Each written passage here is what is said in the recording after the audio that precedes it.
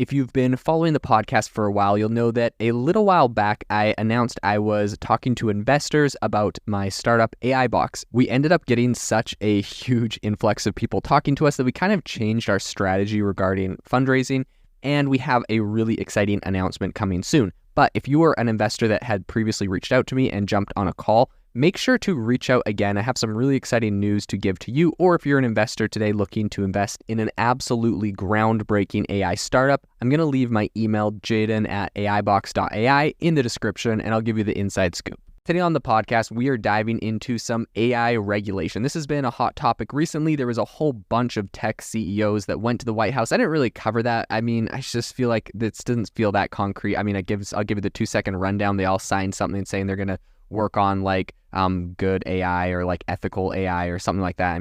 It is what it is. Elon Musk thought it was amazing. Maybe it is. I don't know. In any case, there is some new news in AI regulation, and that is that the EU has said they're going to start letting AI startups train models on the EU's own supercomputers. Incredibly generous. The catch is that they're only going to let quote unquote responsible AI startups. Now, at face value, that sounds fantastic, but there may be more to that than meets the eye, in the EU determining what is responsible. So today on the podcast, we're going to dive into all of that. We're going to speed run it because there is so much AI news that has come out in the last couple of days, and I'm going to try to bring all of it to you. So stay tuned, buckle up, let's go.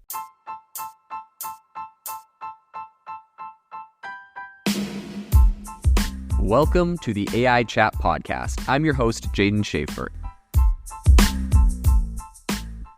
Have you ever wanted to start your own podcast? I record and publish podcasts on a platform called Spotify for Podcasters, and I absolutely love it. Essentially, you can upload from your phone or computer, and it distributes to every platform that plays podcasts. They support video podcasts, and you can make money on the platform with ads or even podcast subscriptions, something that has made my life so much easier as a podcaster. So if you're interested, I highly recommend you give it a try. You can download the Spotify for Podcast app, or go to spotify.com/podcasters to get started on your podcast today.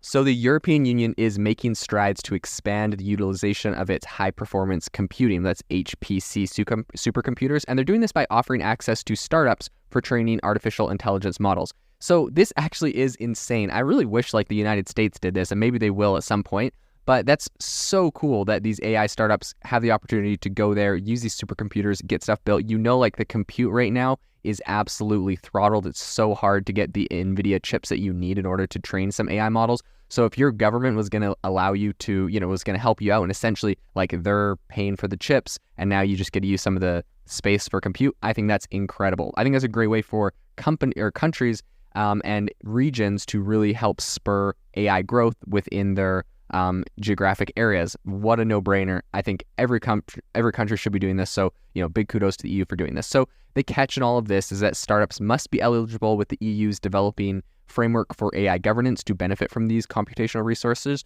And this includes pre-scale and petascale supercomputers. So obviously very powerful supercomputers. Previously, back in May, the EU actually introduced a transitional set of voluntary guidelines targeted at industries engaging in AI development. So the move is meant to kind of act as a precursor to formal regulations, and this was aiming to equip companies for the upcoming artificial rules on AI that, of course, the EU has been working on for a little bit right now. So these efforts and supplementing these, the EU is actually working on the AI Act, which is kind of like a risk-based framework currently in negotiations, which is expected to soon become law.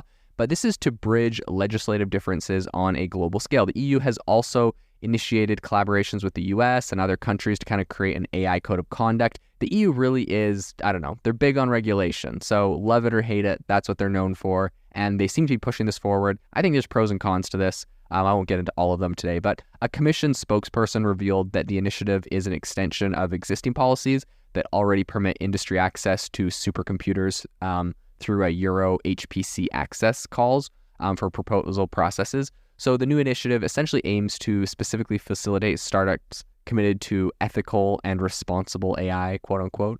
So EU President Ursula von der Leyen announced the HPC access plan for AI startups during her annual State of the Union address. During the address, she also flagged concerns that AI technology is progressing at a pace faster than anticipated, underscoring the urgency of responsible guidance. So she quoted warnings from AI developers and experts stating that quote, mitigating the risk of extinction from AI should be a global priority alongside with other societal scale risks such as pandemics and nuclear war. So of course, nuclear war, pandemics, global extinction, it's all the biggest, scariest things possible, and AI is right at the heart of it. I'm not sure how much credence I give to all of those things in AI right now. Like, it's not like AI is going to unleash nuclear war. I think more likely someone uses AI and the AI says, would you like to unleash nuclear war? We think it's a good reason for X, Y, and Z, and the person has to push the button. So, like, is that a possibility? Yes, but like, that's still a person pushing the button. I don't think we're going to hook our AI up to our nuclear arsenal. I could be wrong. It doesn't seem very wise in my opinion. I think we've all seen The Terminator. So in any case, von der Leyen emphasized the importance of European leadership in shaping a global framework for AI governance and kind of focusing on guardrails, governance, and guiding innovation. She also hinted at the establishment of a global panel similar to the Intergovernmental Panel on Climate Change, the IPCC, to kind of help policymakers understand the potential risks and benefits of AI. As it stands, the EU boasts 8 supercomputers, including Lumi in Finland, Mare Nostrum 5, that's in Spain, and Leonardo in Italy. 2 more powerful S-scale supercomputers named Jupiter in Germany and Jules Verne in France are expected to become operational soon. So these computational assets are already accessible by scientific institutions, industry, and public administration through a formal application process, which is set to be fine-tuned for quicker access for SMEs and AI startups. So Thierry Breton, the EU's internal market commissioner, elaborated that the aim is to expedite the AI model training process for startups, reducing the time frame from months or years to just days or weeks. That would be incredible, right? You have this incredible AI use case, you have all the data, you're like, hey, can I get this thing trained? And days or weeks later, you're like using these supercomputers. That sounds like a dream. So this initiative is part of a broader EU strategy to kind of spur AI innovation while adhering to European values, quote unquote. Finally, the EU plans to reinvigorate the European AI Alliance Assembly in November to engage various stakeholders in AI governance. So I think this announcement actually comes as like the UK government is also gearing up for an AI summit, I believe this fall, with some, I think they've got a bunch of criticism around kind of their consulting breadth and early backing of some big tech companies like Google, DeepMind, OpenAI, and Anthropic. I think it's an ambitious roadmap for the EU with both regulatory and technology dimensions, which are kind of like aiming to like push innovation while also establishing strong governance structures. So whether this offers a competitive edge to the EU in a really rapidly evolving landscape for AI development remains to be unseen, but it's definitely something we're going to keep following into the future to see how it evolves. This episode is brought to you by Shopify. Forget the frustration of picking commerce platforms when you switch your business to Shopify, the global commerce platform that supercharges your selling wherever you sell. With Shopify, you'll harness the same intuitive features, trusted apps, and powerful analytics used by the world's leading brands. Sign up today for your $1 per month trial period at shopify.com/tech, all lowercase. That's shopify.com/tech. TIAA is on a mission. Why? Because 54% of Black Americans don't have enough savings to retire.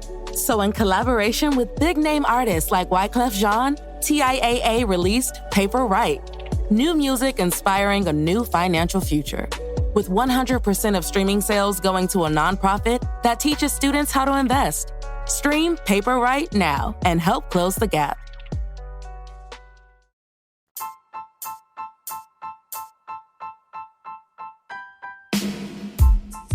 Thank you for listening to the AI Chat Podcast. If you enjoyed the podcast, I'd appreciate it if you rate me wherever you listen to podcasts. And if you're looking for an innovative group of AI enthusiasts, make sure you check out our Discord channel and also our Facebook community. It's obviously a lot more interactive than a podcast where we can actually share software tools, prompts that we're using in everyday AI. I'll leave a link for those in the description below.